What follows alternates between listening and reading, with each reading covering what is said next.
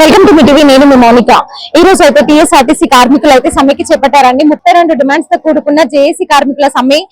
ఇక్కడైతే కూర్చొని వాళ్ళ సమస్యలు తీరేదాకా విరమించమనేసి వాళ్ళు గట్టిగా కూర్చున్నారు. సో వారి సమస్యలు ఏంటి వాళ్ళని అడిగి తెలుసుకుందాం వారి మాటల్లో. ఈ రోజు తెలంగాణ రాష్ట్ర వ్యాప్తంగా సుమారు 134 బస్ డిపోలోన ఎక్కడి బస్సులు అక్కడ దిగ్బంధం అయిపోయినవి. రాష్ట్ర వ్యాప్తంగా ఆర్టీసీ జేఏసీ పిలుపు మేరకు కార్మికులకు మొత్తంగా సుమారు 45,000 మంది కార్మికులకు మొత్తంగా ఈరోజు సమ్మెలో భాగస్వామ్యం అయ్యారు. ఈ సమ్మె విజయవంతమైన సందర్భంగా చెప్పుకోవచ్చు.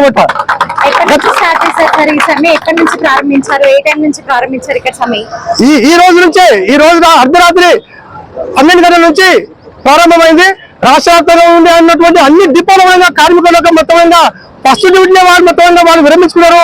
ఎక్కడ బస్సులు అక్కడ దిగ్బంధం అయిపోయినవి. ఇక స్టార్ట్ అయిపోయింది. మా సమస్యలు పరిష్కారం అయ్యే వరకు ఈ యొక్క సమ్మెను మేము ఆపే ప్రసక్తి అనేది తెలియజేస్తున్నాం.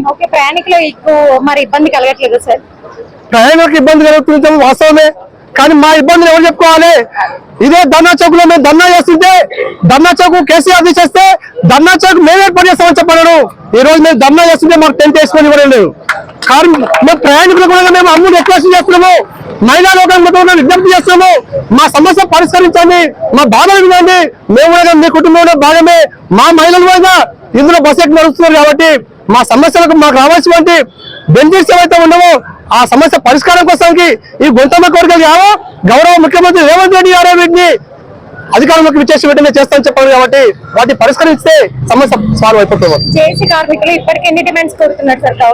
సుమారు 36 డిమాండ్స్ ఉన్నాయి. 36 డిమాండ్స్ మొత్తం పరిష్కరించాలనేది ఏం లేదు. మాకు ఆర్టీసీని విలీనం చేయాలనేది ఒక టార్గెట్ ఉంది. తర్వాత గవర్నమెంట్ లోకి మొత్తం విలీనం చేయాలనేది ఒక టార్గెట్ ఉంది. ఈ యొక్క అదొక్కటి రీచ్ అయిపోతే మాకు కావాల్సినటువంటి చిన్న చిన్న డిఎల్ కానీ అటువంటి పిఆర్సీ కానీ అవన్నీ అయిపోతే ఇక మాకు మా సమస్య మ్యాక్సిమం పరిష్కారం అయినట్టు. ఏకైక డిమాండ్ మాకు ఒకటి, ఆర్టీసీ కార్మికులకు కానీ మీరు చెప్పారు మేము అధికారంలోకి విచ్చేస్తే వెంటనే మిమ్మల్ని అన్ని గవర్నమెంట్ ఎంప్లాయీస్ మారుస్తామని చెప్పారు. ఇక మొత్తం అది తప్పుదో పడుతుంది. ఆ యొక్క డిమాండ్ నెరవేర్చాలని చెప్పడానికి మేము విజ్ఞప్తి చేస్తున్నాం. సమ్మె ఎంతవరకు కొనసాగిస్తాం అనేది ఇక్కడ ఆగుతూనే లేదు. నిరంతరమైన ఇది కంటిన్యూ కొనసాగుతూనే ఉంటుంది. మా రాష్ట్ర జేఏసీ పిలిపించేంత వరకు సమ్మె నిరంతరంగా కొనసాగుతుందని తెలియజేసుకుంటున్నాం. కల్లకుర్తిలోన గత తెలంగాణ ఉద్యమం కావచ్చు, ఆర్టీఓ ఉద్యమం కావచ్చు, మొదటి ఆర్టీసీ ఉద్యమం కావచ్చు, ఏ ఉద్యమం అయినా సరే మాకు డిఎం సహకరించరు, సిఐ సహకరించరు, పోలీసు వ్యవస్థ సహకరించింది. కార్మికులకు మొత్తం మాకు అండగా ఉన్నది. ఎప్పుడు మేము డిఎం గారికి విజ్ఞప్తి చేస్తున్నాము. 2-3 ప్రైవేట్ బస్సులు పంపిస్తున్నామని చెప్పాలంటున్నాము. ఎందుకు అనవసరంగా మీరు కార్మికులకు తోటి పెట్టుకుంటారు? కార్మికులకు సహకరించండి. మేము కూడా అవసరం ఉంటే సందర్భం వస్తే మీకు ఎక్కువ పని చెప్పించగా మా డిపోని మేము కాపాడుకుంటాము. మా యొక్క సమస్య పరిష్కరింపజేసే క్రమం కూడా మీరు మాకు సహకరించాలని చెప్పడం మేము విజ్ఞప్తి చేస్తాము. సమయం నిరంతరంగా కొనసాగుతుంది. ఈ రోజు ఈ కల్లకుర్తి ఆర్టీసీ సంబంధించిన డిపో ముందర పొద్దున్నే ఈ మహిళా లోకం మొత్తంగా 3 నెలలకే వచ్చేసి ఇక్కడ ఈ దీక్షలో కూర్చోవడం జరిగిందన్నమాట. ఎక్కడ బస్సులు అక్కడ దిగ్బంధం అయిపోయినవి. మా సమస్య పరిష్కారం వరకు మేము ఈ సమయాన్ని మేము విరమించామనేది చెప్తున్నాం. మేము గత కొన్ని రోజుల క్రితం ఆర్టీసీ జేఏసీ తరఫున ఒక 32 డిమాండ్లతోటి మరి రాష్ట్ర ప్రభుత్వానికి మరి ఆర్టీసీ యాజమాన్యానికి మెమోరాండం ఇవ్వడం జరిగింది. కానీ ఈ ప్రభుత్వం మరి ఆర్టీసీ యాజమాన్యం కానీ ఇప్పటి వరకు నిమ్మకు నీరెత్తినట్టుగా ఏ విధంగా నష్ట నివారణ చర్యలకు సమ్మె నివారణకు ఎటువంటి చర్యలు తీసుకోకుండా మరి మమ్మల్ని మేము సమ్మెకి వెళ్ళలేదు, ప్రభుత్వం సమ్మెకు నెట్టివేయబడింది. మరి ఈ రోజు మరి మేము కేవలం మా ఆర్టీసీ ఉద్యోగుల కొరకుగా సమ్మెలోకి వెళ్ళింది. మరి తెలంగాణ వ్యాప్తంగా ఉన్న సామాన్య ప్రజలు, బడుగు బలహీన వర్గాలకు ఏదైతే ఏకైక సాధనం ఉందో ప్రజా రవాణా సంస్థ, ఆ రవాణా సంస్థను కాపాడుకోవాలనే ముఖ్య ఉద్దేశంతో మేము ఈ రోజు సమ్మెకు వెళ్ళడం జరిగింది. మరి ఈ రోజు అయితే మా డిమాండ్లు 32 డిమాండ్లు ఏవైనా ముఖ్యమైన డిమాండ్లు మరి ఆర్టీసీని ప్రభుత్వంలో విలీనం చేయడం, అదేవిధంగా మెరుగైన జీతభత్యాలంటే మాకు రెండు వేతన సవరణలు పెండింగ్ లో ఉన్నాయి. ఆ 2 వేతన సవరణలు అదేవిధంగా ఇంకే మహిళా ఉద్యోగులకు మా దగ్గర మహిళా ఉద్యోగులకు సరైన సౌకర్యాలు లేవు. ఆ విధంగా వారికి సరైన 8 గంటల మార్నింగ్ డ్యూటీలు ఇవ్వాలనేది మిగతా అనేక రకాల సమస్యలతోటి మేము యాజమాన్యానికి ప్రభుత్వానికి మెమోరాండం ఇవ్వడం జరిగింది. కానీ మరి ఇప్పటి వరకు కూడా నిన్న జరిగిన చర్చలలో మరి ప్రభుత్వం ఏమాత్రం స్పందించలేదు. కేవలం కంటి తూర్పు చేరేగా ఒక 4 ఐఏఎస్లను పెట్టి మరి మాతోటి చర్చలు జరిపినా అన్నట్టుగా చెప్పి మరి మేము ఏవైతే డిమాండ్లు కోరినామో వాటికి మేము స్పందించాం. 4 వారాల తర్వాత మీ సమస్యల మీద మేము స్పందిస్తామని చెప్పారు.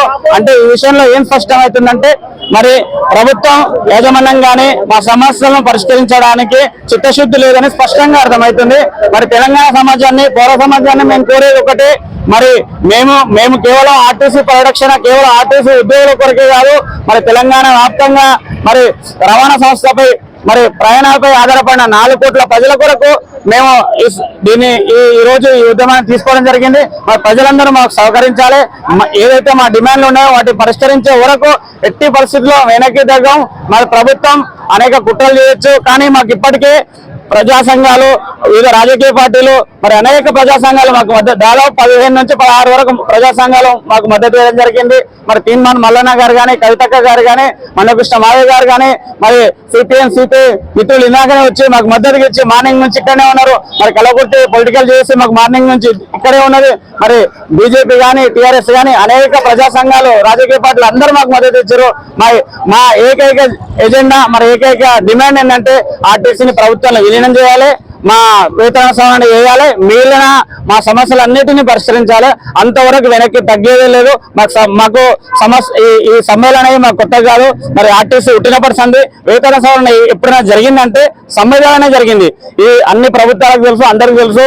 కానీ ప్రభుత్వం ఈ రోజు ప్రజలకు ఇబ్బంది జరుగుతుంది మరి ఒక స్లోగన్ బయటకు తీసుకుపోయి మమ్మల్ని చెడ్డ చేసే ప్రయత్నం చేస్తుంది. కానీ ప్రజలకు గమనించాలి, ఎందుకంటే కేవలం మా కొరకు కాదు, ప్రజలందరికీ రవాణా సంస్థను కాపాడాలనే ఉద్దేశంతో మేము దాన్ని తీసుకోవడం జరిగింది. దాదాపు హైదరాబాద్ లో ఏం చేస్తారంటే మరి ఎలక్ట్రికల్ ప్రైవేట్ బస్సులతో తీసుకొచ్చారు. అంటే ఆర్టీసీని మూసేస్తారు. ఆర్టీసీని మూసేస్తే పేద ప్రజలకు ఎంత ఇబ్బంది అవుతుందని కూడా ప్రజలు ఆలోచించాలి, రాజకీయ పక్షాలు ఆలోచించాలి, ప్రజా సంఘాలు ఆలోచించాలి. అదేవిధంగా మరి ఇక్కడ కూడా దాన్ని తీసుకొని వస్తారు, ఎలక్ట్రిక్ బస్సులు ఇక్కడ తీసుకొస్తారు. మేము అడిగేది కూడా ఏంటంటే ఎలక్ట్రిక్ బస్సులు మరి వాతావరణ కాలుష్యం కాకుండా ఎలక్ట్రిక్ బస్సులు తీసుకొస్తామని చెప్తారు. కానీ మేమేమంటున్నామంటే ఆ ఎలక్ట్రిక్ బస్సులను కూడా ప్రభుత్వమే కొనాలని డిమాండ్ చేస్తున్నాం. వీటన్నిటిని పరిష్కరించే వరకు మేము ఎలక్ట్రిక్ బస్సులలో కార్మికులు అంటే జేఏసీ కార్మికులు ఉన్నారా సార్, లేదంటే నార్మల్ గా ప్రైవేట్ ఎంప్లాయీస్ ఎలక్ట్రిక్ డ్రైవర్ గా ప్రైవేట్ వారిని నియమించింది. కేవలం కండక్టర్ గా కొన్ని బస్సులకు మా ఉద్యోగులను ఇచ్చారు. ఆ ఎలక్ట్రిక్ బస్సుల డ్రైవర్లు ఏం చేస్తారంటే దోపిడీ చేస్తారు, టికెట్లు ఇవ్వట్లేదు, ప్రజల డబ్బులను దోపిడీ చేస్తారు. ఆ విధంగా సంస్థకు రావట్లేదు, ప్రభుత్వానికి ఇవ్వట్లేదు. కానీ ప్రభుత్వం కేవలం ప్రైవేటీకరణ చేసే చర్యలో భాగంగానే వాళ్ళకి నష్టం జరిగినా కూడా స్పందించట్లేదు. సో ఈ డిమాండ్ ఎంతవరకు కొనసాగిస్తుంది? మా సమస్యలు అన్ని పరిష్కరించే వరకు మేము వెనక్కి తగ్గే సమస్యనే లేదు. 32 డిమాండ్స్ ప్రభుత్వం దీన్ని స్పందిస్తుందని అనుకుంటున్నారా సార్? 32 డిమాండ్లకు ఖచ్చితంగా స్పందిస్తామని అనుకుంటున్నాం. ఎందుకంటే మా సమ్మె రోజు రోజుకు ఉధృతమవుతుంది. మరి అందరికీ దాదాపు ఇప్పటికీ అర్థమవుతుంది వీళ్ళేదో సమ్మె కాదని చెప్పి. నిన్న జరిగిన చర్చలలో వీళ్ళు సమ్మె కోరు, ఏం కాదని మరి ఇంటెలిజెన్స్ రిపోర్ట్ కానీ రకరకాల రిపోర్ట్లు ఉండొచ్చు. కానీ మరి ఈ రోజు ఈ పరిస్థితిని చూస్తే అవన్నీ పట్టపంచలైనాయి. మరి సమ్మెలో ప్రభుత్వం ఇప్పటివరకు ఇంత ఘనమైతే ఊహించలేదు. వాళ్ళు ఖచ్చితంగా దిగొస్తారు, చర్చలు జరుపుతారని మేము ఆశిస్తున్నాం. చేసుకోవాల్సిన పరిస్థితి మనకు కనబడుతుందంటే ఇది దౌర్భాగ్యం. కాబట్టి ఇక్కడ పోలీస్ అధికారులు మీకందరికి మనవి చేస్తున్నాను, ప్రభుత్వానికి మనవి చేస్తున్నాను. మేము కూడా ఉద్యమకారులుగా వీళ్ళకి మద్దతు ఇస్తున్నాం. కాబట్టి అందరం కలిసి మేము శాంతియుతంగా ధర్నా చేసుకుంటాం. టెంట్ వేసుకోవడానికి అవకాశం ఇవ్వండి, టెంట్ వేయడానికి ప్రయత్నం చేయాలని కోరుకుంటూ మళ్ళొకసారి మీకు అందరికీ ఉద్యమ అభినందన తెలియజేస్తాను. Thanks for watching.